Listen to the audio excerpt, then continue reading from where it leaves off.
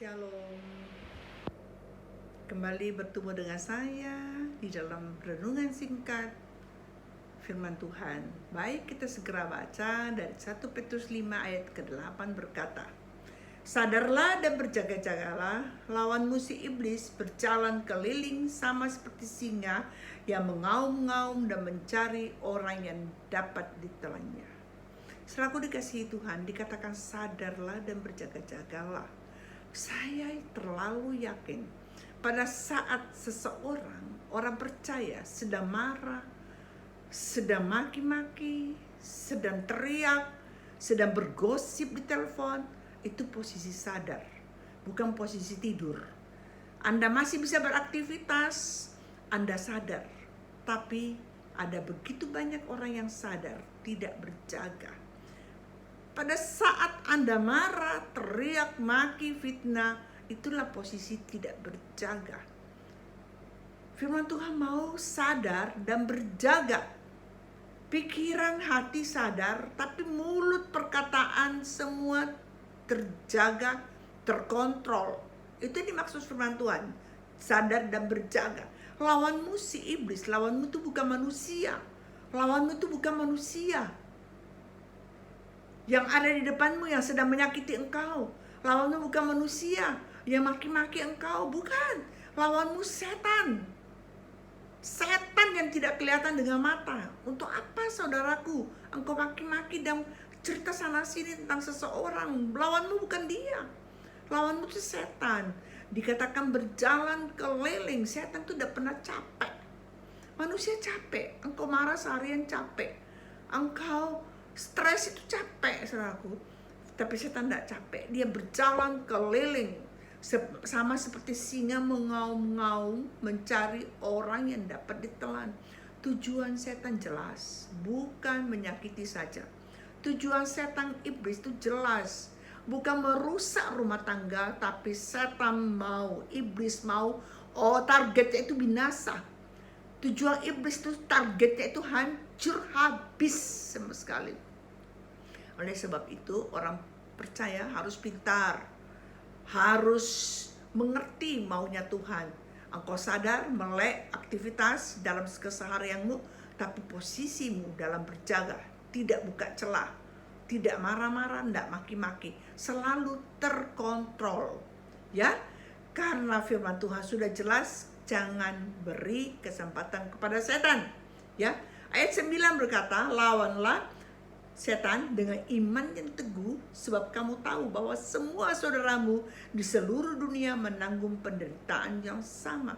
Lawan setan dengan iman yang teguh. Saat Anda ngamuk, saat Anda marah, saat Anda kecewa, sakit hati, maki-maki seseorang, saat itu imanmu tidak teguh, imanmu retak.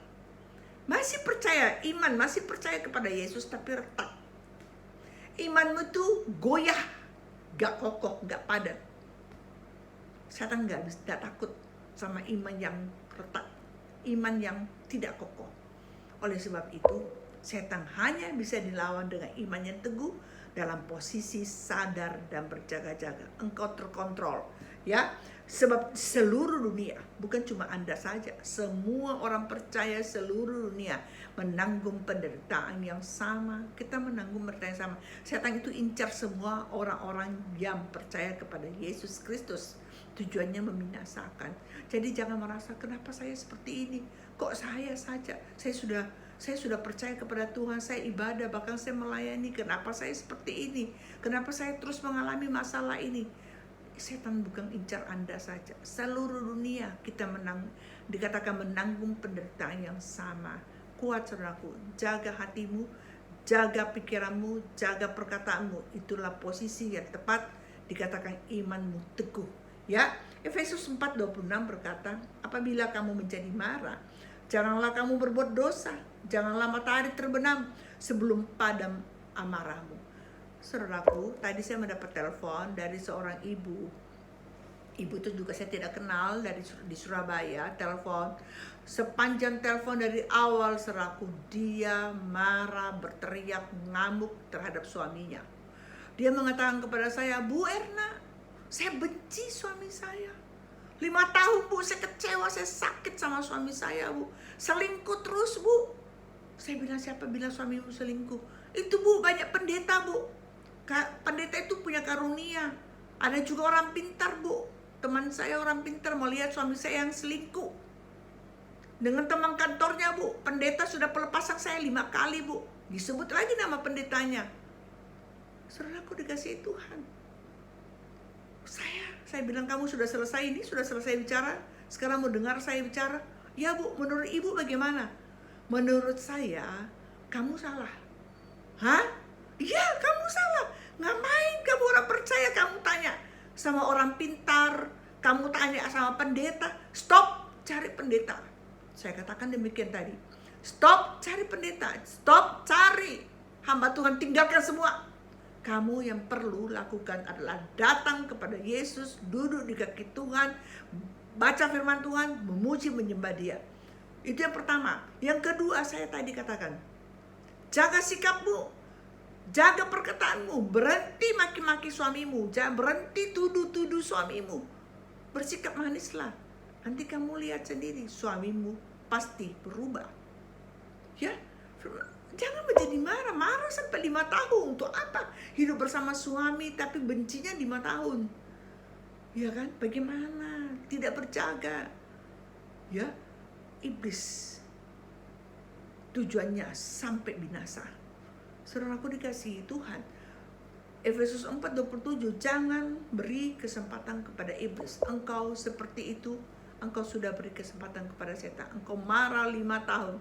Engkau ngamuk, engkau benci. Bahkan sampai detik terakhir engkau telepon ibu ini. Engkau sudah beri kesempatan kepada iblis untuk menghancurkan rumah tanggamu. Oleh sebab itu, saudaraku dikasihi Tuhan, setiap kita yang mendengar mungkin firman malam hari ini, saya mau sampaikan, stop, berhenti marah. Matahari sudah terbenam, berhenti marah. Selesaikan, datang, duduk, berbicara baik-baik. Kalau suamimu atau istrimu tidak bisa ditemani bicara, duduk berdoa. Duduk membaca firman Tuhan, itu paling baik. Nanti Roh Kudus, nanti Tuhan yang bekerja di hati pasangan kita. Ya, itu yang dimaksud jangan beri kesempatan kepada setan, supaya engkau tidak dibinasakannya. Firman Tuhan berkata 1 Korintus 15:55, hai maut, di manakah kemenanganmu? Hai maut, di manakah sengatmu? Maut, kuasa dari setan, kuasa dari iblis, kalah. Di mana kemenanganmu? Kalah. Dia tidak bisa menang kalau Anda di dalam posisi sadar, berjaga, imanmu kokoh. Engkau tidak beri kesempatan kepada setan, maka setan tidak punya kemenangan dalam keluargamu.